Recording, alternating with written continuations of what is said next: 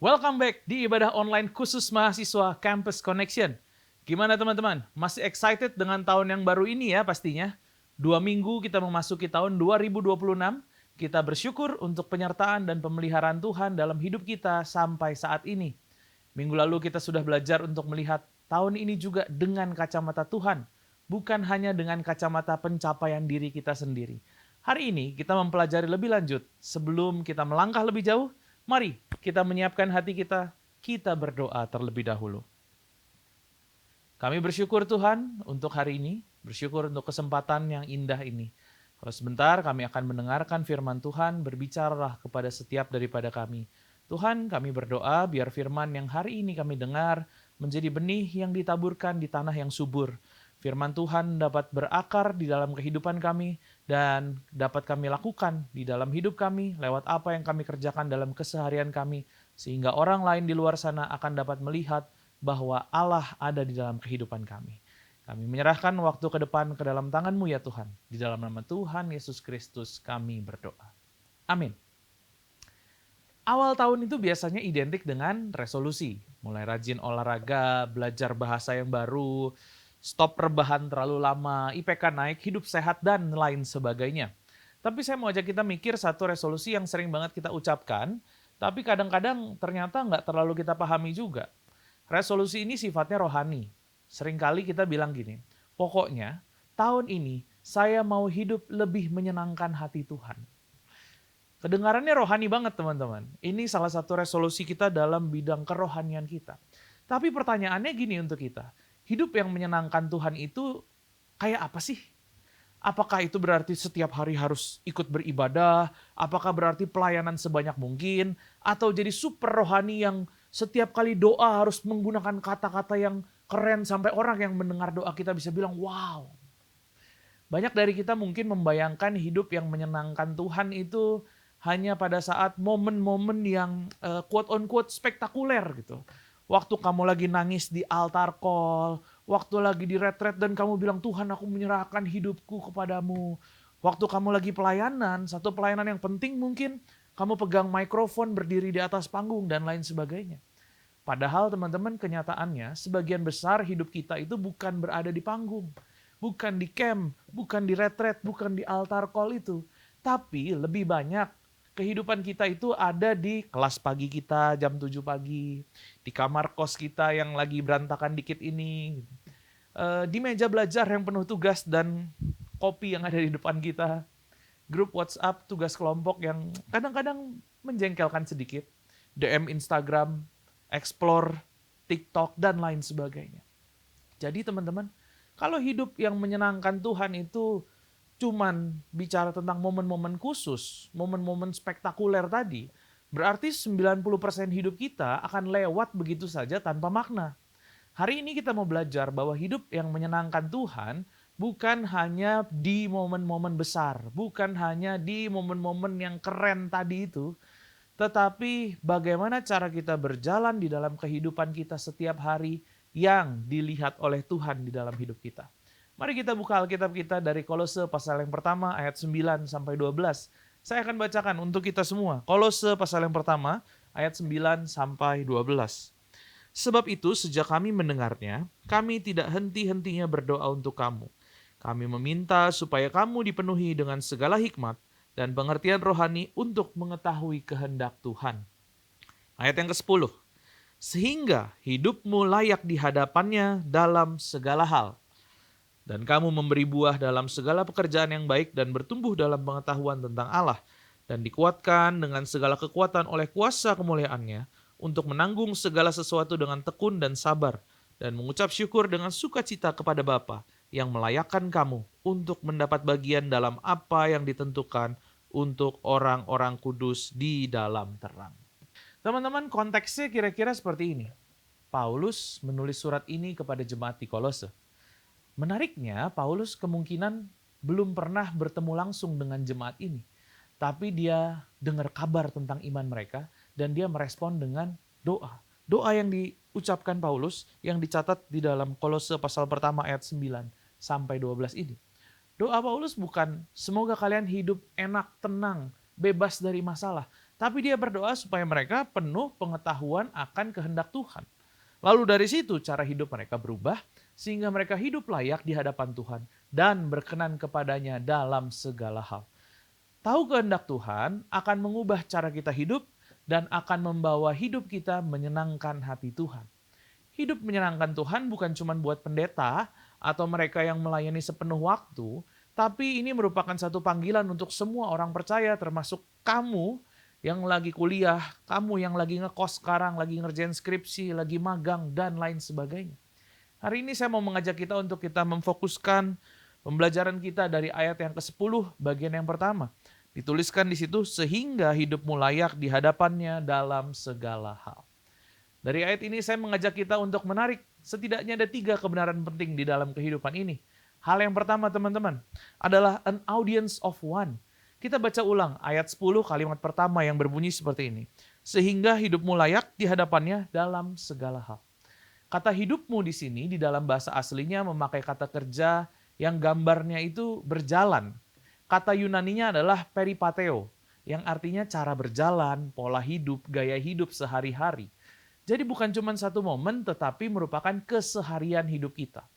Kalau diterjemahkan bebas jadi seperti ini kira-kira. Supaya gaya hidupmu sehari-hari layak di hadapan Tuhan. Dan frasa berikutnya dibilang di hadapannya. Hidupmu di hadapannya. Artinya kita hidup seolah-olah selalu berada di depan wajah Tuhan. Tuhan menjadi satu-satunya penonton utama, satu-satunya audiens. Itulah yang diistilahkan oleh an audience of one. Istilah yang sering kali digunakan oleh orang-orang. Bayangkan gini teman-teman, kalau kamu presentasi di depan dosen, kamu pasti akan lebih siap, lebih jaga sikap dibandingkan di kamar di depan cermin. Kalau kamu lagi perform di depan orang yang kamu suka misalkan, tiba-tiba cara jalannya berubah, nada bicaranya lebih halus, senyumnya lebih lebar gitu. Kalau atasan kamu atau orang penting lagi lihat kamu kerja, kamu lebih fokus, nggak asal-asalan. Kenapa? Karena kamu sadar sedang ada di hadapan seseorang. Nah teman-teman, Paulus mau bilang, hey, cara kamu berjalan, gaya hidup kamu, itu selalu di hadapan Tuhan. Bukan cuma di gereja, bukan cuma pas lagi doa aja, bukan cuma pas lagi pelayanan, tetapi seluruh hidupmu terbuka di hadapannya. Kadang waktu kita dengar Tuhan selalu melihat, kita bayanginnya tuh Tuhan kayak lagi pakai CCTV yang merekam semua kesalahan kita, siap kirim bukti untuk menghukum kehidupan kita. Padahal gambaran yang lebih tepat adalah seperti seorang ayah yang mengasihi, yang selalu hadir mengawasi anaknya dengan maksud melindungi, menolong ketika sang anak jatuh, mengarahkan ketika sang anak salah jalan. Dia bukan melihat untuk ngejudge dan menjatuhkan, tetapi menjaga karena mereka saling sayang.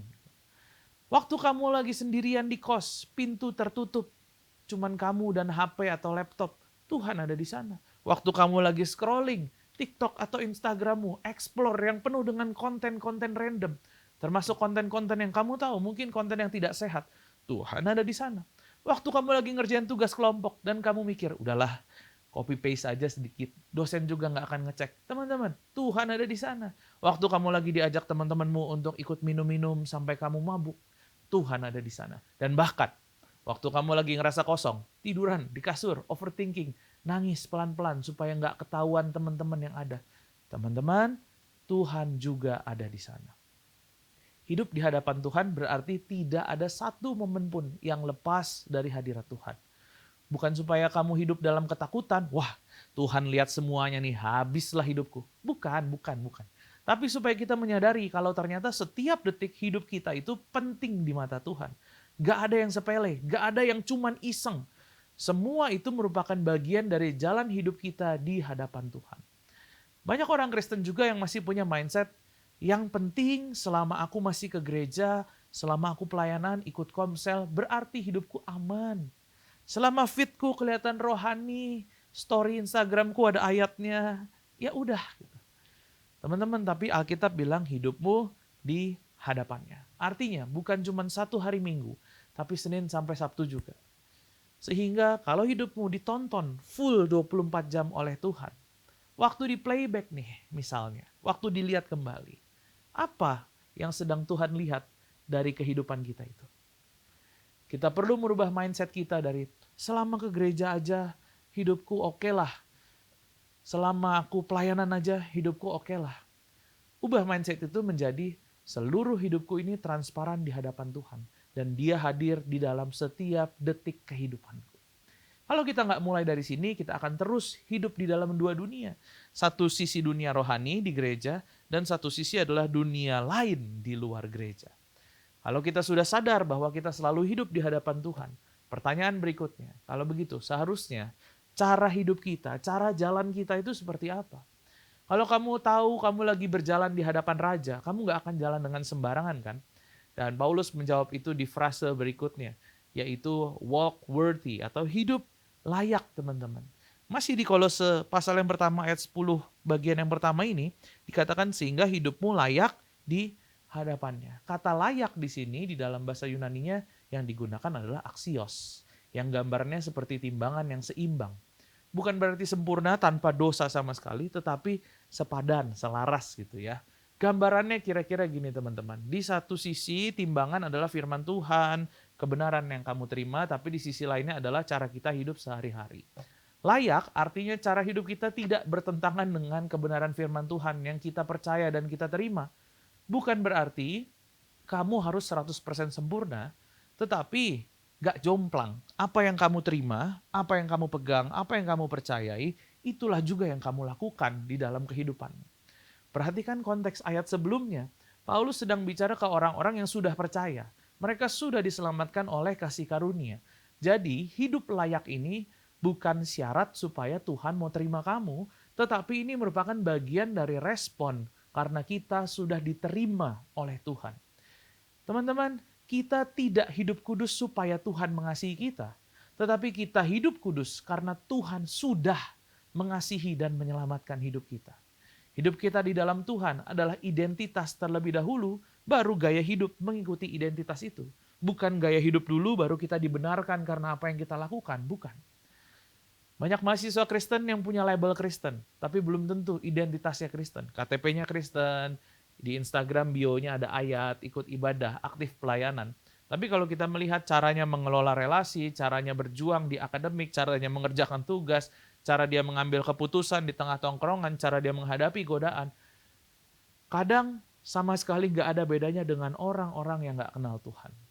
So teman-teman, kalau kita bicara tentang walk worthy, berarti apa yang kamu percaya dan kamu pelajari tentang firman Tuhan, itu juga yang kelihatan di dalam cara kita hidup.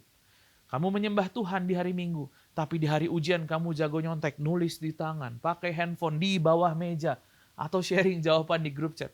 Bukan seperti itu teman-teman. Kamu berdoa minta berkat untuk studi, tapi tugasmu 70% hasil copy-paste internet tanpa kamu olah lagi. Bukan yang seperti itu. Kamu bilang saya anak Tuhan, tapi di tongkrongan kamu jadi orang pertama yang ngajak teman-teman kamu untuk minum sampai mabuk. Gitu. Pertanyaannya gini teman-teman, ini sesuai nggak dengan value firman Tuhan yang kamu pegang? Tuhan tahu semua pergumulan kita. Dia bukan benci orang yang jatuh, tapi dia benci dosa yang mengikat kita. Hidup layak bukan berarti kamu nggak pernah bergumul, tapi kamu nggak kompromi nyaman di dalamnya.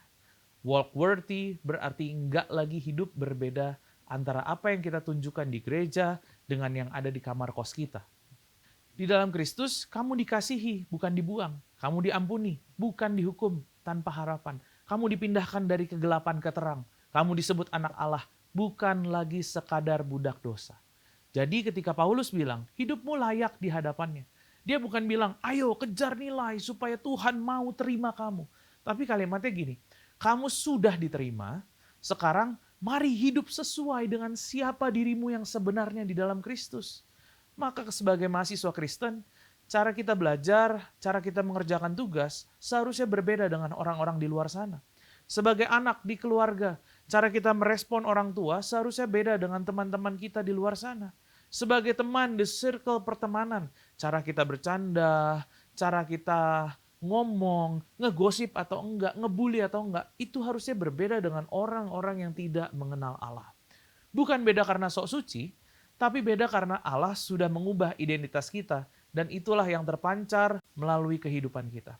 So kita udah lihat, kita berjalan di hadapan Tuhan, kita dipanggil untuk berjalan layak sepadan dengan Injil yang sudah kita terima. Sekarang pertanyaannya, di area mana? Apakah cuma di gereja? Apakah cuma di pelayanan? Paulus melanjutkan, memberikan jawabannya yang jelas di dalam ayat yang ke-10 yang tadi kita baca. Sehingga hidupmu layak di hadapannya dalam segala hal, atau in every area. In every area artinya tidak ada area hidup yang Tuhan bilang, terserah itu urusanmu, aku nggak ikut campur. Bukan. Seringkali kita membagi hidup kita menjadi area-area. Ini area rohani, ini tempatnya ibadah, doa, baca Alkitab, pelayanan. Ini area yang non-rohani.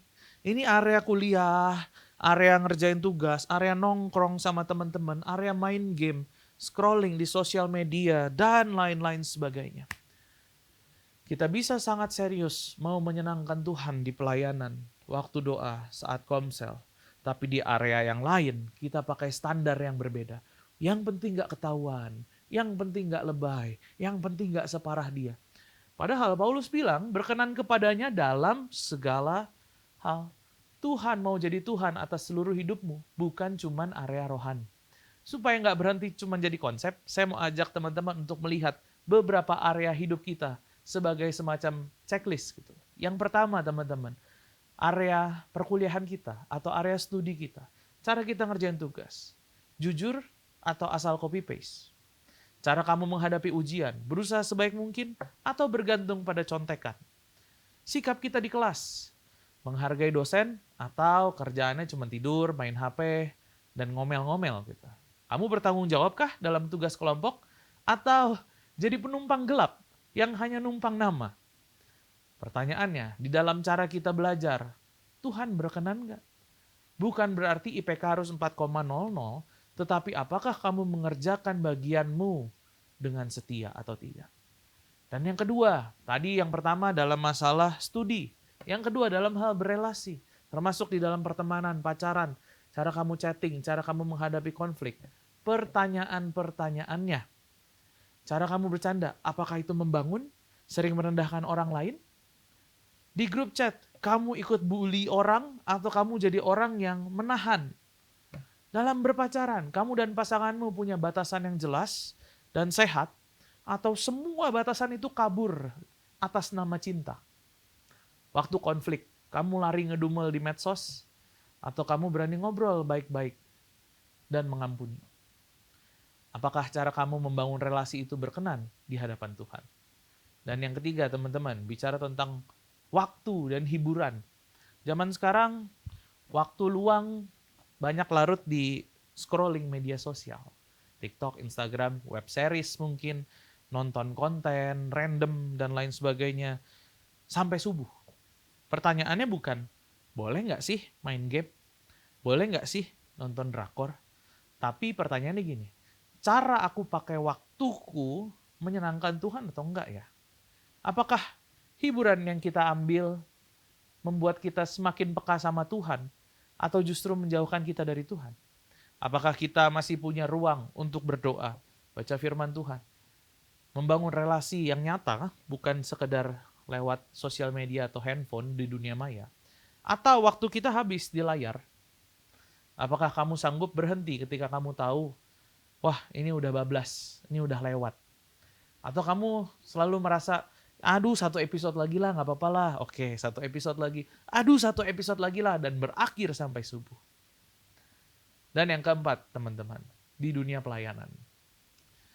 Pertanyaannya sederhana, tetapi ini penting untuk ditanyakan, terutama untuk teman-teman yang aktif melayani. Kenapa kamu melayani? Benar-benar karena kamu mengasihi Tuhan? Atau karena kamu suka dipuji, suka diperhatiin, dan suka kelihatan penting? Kalau kamu nggak lagi dijadwalkan, hatimu masih bersyukur nggak? Atau kamu jadi kepahitan? Kalau ada orang lain yang dipakai Tuhan dengan lebih hebat, di depan, di panggung, on stage, kamu senang atau hatimu panas? Hidup yang berkenan kepada Tuhan bukan cuma soal seberapa banyak kamu melayani, tetapi seberapa murni motivasi di balik pelayanan itu. Dan masih banyak aspek-aspek lain yang nggak bisa kita bahas dengan detail semuanya teman-teman. Misalnya keuangan, kesehatan, hobi, dan lain sebagainya. Nah, sekarang tanyakan di dalam hati kita, Tuhan, area mana di dalam hidupku yang selama ini tidak berkenan kepada Tuhan. Area mana yang selama ini aku simpan sendiri dan aku pisahkan dari Tuhan. Mungkin Roh Kudus mengingatkan satu kebiasaan di handphone kita. Mungkin Roh Kudus mengingatkan satu relasi yang gak sehat. Mungkin Roh Kudus mengingatkan satu pola kebohongan yang biasa kita lakukan. Sikap malas dan sikap menunda. Satu kebiasaan lari ke pornografi. Atau motivasi pelayanan yang salah di dalam hati kita. Sekarang di dalam hati ini katakan, Tuhan, mulai minggu ini aku mau izinkan Engkau menyentuh area ini. Ajari aku berjalan di hadapan Tuhan dengan layak dan menyenangkan Tuhan di dalam setiap yang saya lakukan. Teman-teman, gak harus beres semuanya langsung. At this moment, hari ini, semua beres. Enggak. Tapi kamu bisa mulai dengan satu langkah kecil di minggu ini, di satu area yang spesifik. Hari ini, lewat Kolose 1, ayat 10, bagian yang pertama, kita diingatkan bahwa hidup yang menyenangkan Tuhan bukan cuma soal momen-momen rohani di gereja, bukan cuma saat altar call, bukan cuma pas lagi camp, bukan cuma pas kita lagi on stage pelayanan, tetapi tentang bagaimana kita berjalan setiap hari di hadapan Tuhan. Kamu dan saya, kita selalu hidup di hadapan Tuhan, di kos, di kampus, di medsos, di tongkrongan. Bukan diawasin seperti CCTV, tetapi Dia menjaga kita. Bapa yang mengasihi itu menjaga kehidupan kita. Ketika Paulus berkata, hidupmu layak di hadapannya. Itu bukan tuntutan supaya kamu sempurna tanpa dosa, tetapi ajakan untuk hidup sepadan dengan kasih karunia yang sudah kita terima. Kamu sudah diselamatkan, kamu sudah dikasihi, dan kamu disebut anak Allah. Dan sekarang kamu belajar melatih kebiasaan dan gaya hidup yang selaras dengan identitas itu. Semua ini bukan cuma berlaku di area rohani tadi, karena Tuhan mau berkenan atas seluruh kehidupan kita. Cara kita belajar, membangun relasi, memakai waktu, cara kita mencari hiburan, melayani di gereja, mengelola keuangan, semuanya untuk menyenangkan hatinya. Saya berdoa setiap kita mampu berjalan dengan layak di hadapan Allah setiap hari di dalam segala aspek kehidupan kita. Amin. Mari kita berdoa. Tuhan, kami bersyukur untuk firman-Mu yang telah disampaikan hari ini. Hari ini aku berdoa, Tuhan, kami datang ke hadapan-Mu dengan pertobatan. Kami menyerahkan area-area di dalam kehidupan kami yang selama ini masih kami pegang erat dan tidak kami lepaskan.